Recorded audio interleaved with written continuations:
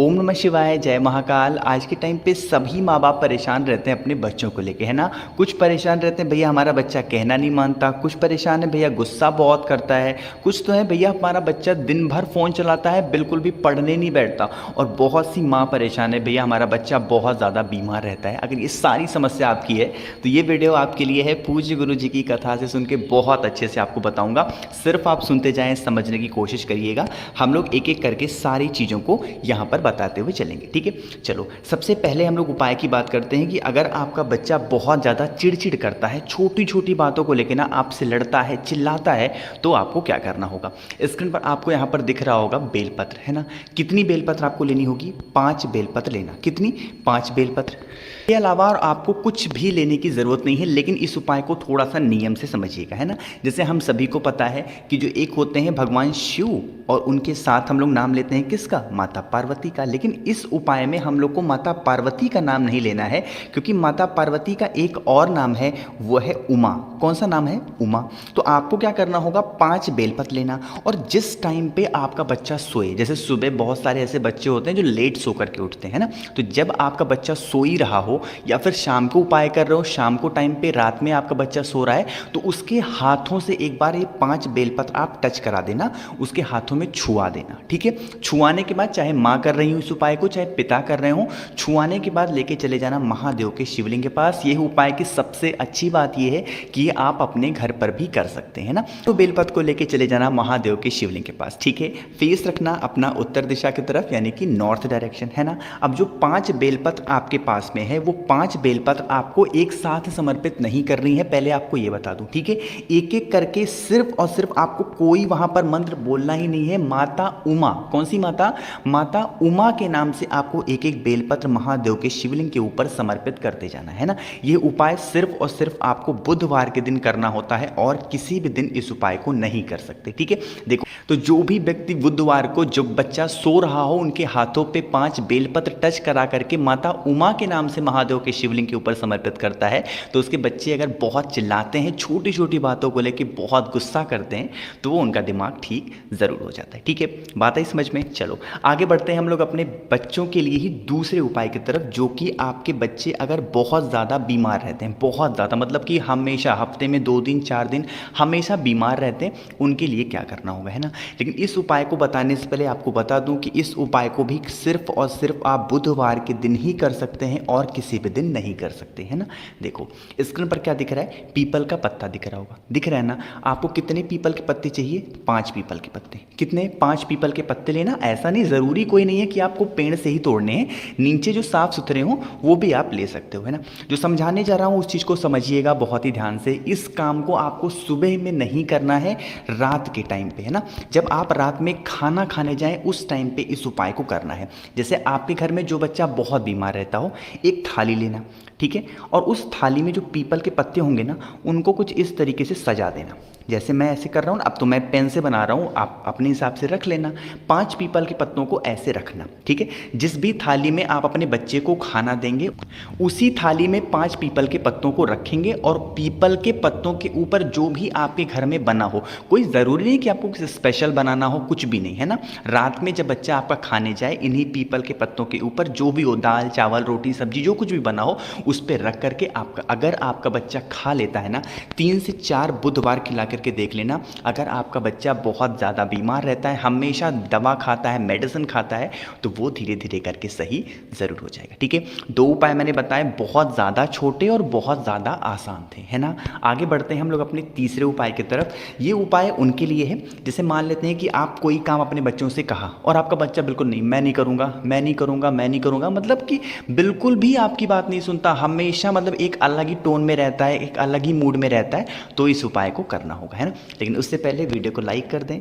आवाज़ जो भी लोग मेरी पहली बार सुन रहे हैं, चैनल को सब्सक्राइब करिएगा, ठीक। चलो स्क्रीन पर आपको यहाँ पर दिख रहा होगा जनेऊ, दिख रहा है ना जनेऊ। हम लोग जब पूजा पाठ करते हैं महादेव की तो इस तरीके से जनेऊ उनको पहनाते हैं, है ना, पहनाते हैं। तो आपको क्या करना है, 7 जनेऊ लेना होगा। चाहे तो मन हो पीले जनेऊ ले लो या फिर जो व्हाइट कलर में आते हैं सफ़ेद कलर में वो जनेऊ भी ले सकते हैं, लेकिन लेना कितना है, 7 जनेऊ लेना होगा। ठीक है, ये 7 जनेऊ को लेके आपको महादेव के शिवलिंग के पास नहीं जाना है, आपको जाना होगा बजरंग बली के मंदिर में। कहाँ जाना है, बजरंग बली के मंदिर में। जब आप बजरंग बली के मंदिर में पहुंचेंगे तो किसका नाम लेना होगा, बालाजी के नाम से। अगर आपके घर के आसपास कोई बालाजी का मंदिर हो तो वहां पर इस उपाय को करते हैं तब तो बहुत अच्छी बात है। नहीं है बालाजी का मंदिर तो आप क्या करेंगे, बजरंग बली के मंदिर जाएंगे। वो 7 जनेऊ को चढ़ाने से पहले सबसे पहले एक घी का दिया या फिर एक सरसों का दिया गोल बत्ती का बजरंग बली के सामने रखेंगे शाम के टाइम पे, प्रदोष काल में, बुधवार के दिन शाम के टाइम पे प्रदोष काल में। ठीक है, एक पाठ करेंगे हनुमान चालीसा का। इतना सब कुछ करने के बाद जो आपके पास 7 जनेऊ है ना, वो 7 जनेऊ एक एक करके बजरंग बली के चरणों में, चाहे तो राइट में या फिर लेफ्ट में, जहां पर भी आपकी इच्छा हो वहां पर एक एक करके बालाजी का नाम लेकर के बालाजी का स्मरण करते हुए समर्पित कर देना। ठीक है, जब 7 जनेऊ समर्पित हो जाए वहां पर खड़े होना, प्रार्थना करना कि बालाजी हमारा जो बच्चा है बहुत ज़्यादा क्रोध करता है, एक अलग ही टोन में रहता है, उसकी बात करने का तरीका अच्छा नहीं है, हमेशा गलत संगति में रहता है, आप उसको किसी भी तरीके से सही कर दें, है ना। इस तरीके से प्रार्थना करने के बाद फिर जब दीपक ठंडा हो जाए, ठंडा होने के बाद आप अपने घर की तरफ जा सकते हैं ना। इस 7 जनेऊ का उपाय है सिर्फ और सिर्फ बुधवार के दिन शाम के टाइम पे किया जाता है।